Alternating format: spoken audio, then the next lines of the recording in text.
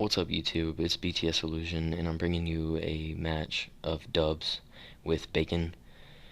And he's a new member on the brand new PS4 BTS team called the Kings. And before I get into all that, I want to just give you a rundown of like the gameplay that you're seeing here today. It is Search Octane MLG variant on UMG, not MLG. We were having trouble finding matches on MLG, matches that we wanted to play, and every time we accepted one, it was like it had already been accepted before we could. And so we switch over to UMG, and we were able to find match after match after match. So if you play PS4 and you play competitive Call of Duty, and don't get me wrong, I love MLG. I've always watched live streams and I always watch the big COD events. But if you play PS4, UMG is probably the place you want to go because of the response time in getting into a match. You get into a match a whole lot quicker in UMG than you would in MLG. Just my opinion. But anyways, so on this match, I believe we end up winning 6-3. I'm really not too sure. Um, Somewhere right in there, 6-3, 6-2, 6-4. One of those ranges. I don't know why I did it in that order, but I did. Um, but one of those ranges, and the game, the game after we played this one was our first loss. We were kind of overconfident. We're playing against an 0-17 team, and yeah, so we didn't really take it too seriously in that match, you could say, because we ended up losing 6-4 on my host, which is kind of bad. But I get my internet was kind of acting goofy yesterday whenever I was playing this, and I was lagging behind, and whenever on my screen I was shooting somebody, and I'd shoot them 4 or 5 times, and then all of a sudden I'm dead, and I just it's whatever. I'm not gonna make my mistakes earlier in the rounds whenever I wasn't lagging. Those are legitimate reasons why we lost. Wasn't able to make a couple of gunfights that I should have won, but I'm not blaming that loss on the lag at all. I'm just saying that right now my internet connection was kind of dumb there at the end of the final 2 rounds that we should have won both. We should have won 6-4, but they won. Props to them for getting their first win. If we play them again, we definitely are not going to lose to them. We should 6-0 that team every time we play them. They would absolutely, they just, timing. There we go. Timing was an issue. I can legitimately excuse that loss on timing. Had a lot of bad timing in that match. But after that game, we ended up playing another game, and I think we 6-1, 6-2 the team on their host, and so they really helped out on that, getting our mindset back up there. And that was our last match of the night, so we ended up going 3-for-1 on the night. And anyways, now I want to jump into the team. The team itself consists of me, Bacon, his friend Marky, and Rhino, who are all a part of BTS now. And Rhino's been on BTS longer than I have, but we're all on the BTS, the Kings. So I think it's a pretty awesome experience. We won 10 maps in a row. Coming into that game, I had a little bit of experience playing with Bacon, and I knew his playstyle. But his friend Marky, I had never played with. It was my first time playing with him. He was kind of struggling at the beginning, and we were making jokes about his donut that he had. He almost had a donut, and then the final round, I think, of S&D on Warhawk, he ended up getting his first kill. And he said we kept bloating about no donut, and at the end of the night, we were on our win streaks. We weren't really taking it too seriously. We were just meshing together very well. Things were just going our way. Callouts were great. Strats were great on S&Ds and on blitzes. Our communication on domination game modes was on point. We were making sure we knew how many were dead, where they were spawning in from, stuff like that. Everything you need to be successful. And we ended up going on a 10-win streak, and the way we lost was so stupid. we were all we were all gloating about the 20 bombs because I kept getting 19 kills per game, almost per game.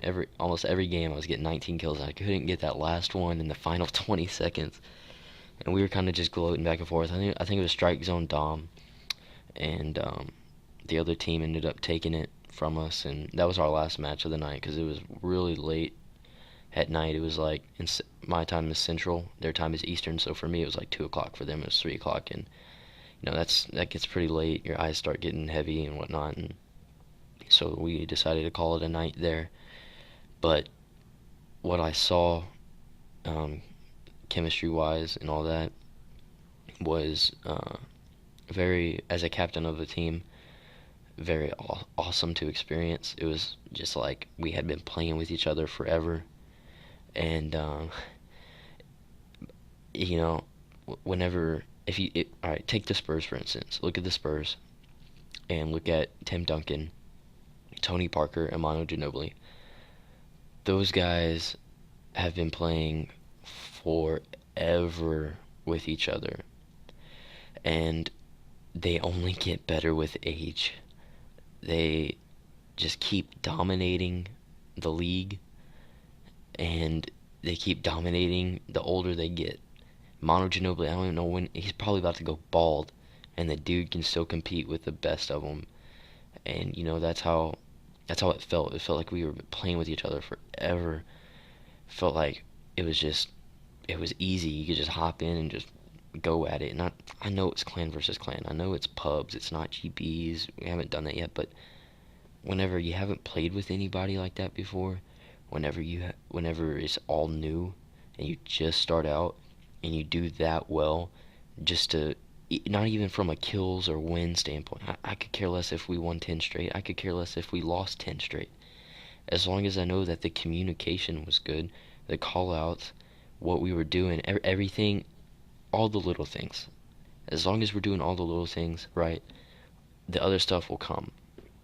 And you'll hear that in every sport. You'll hear that everywhere. You got to do the little things. If you watch Optic, Clayster, he makes sure everybody is talking. If Nadeshot hasn't already done that, Clayster will yell at you and tell you to talk. And I think it's hilarious because it's true. And he just gets his points across. He gets his point across. He doesn't care what people think. He's gonna yell at you and say talk because it's going to help the team.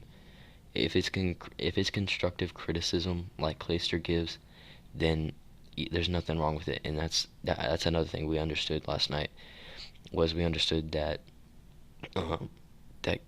constructive criticism goes a long way, and that it's gonna help each other. It's gonna help all of us out. Not just it's not meant to hurt anybody.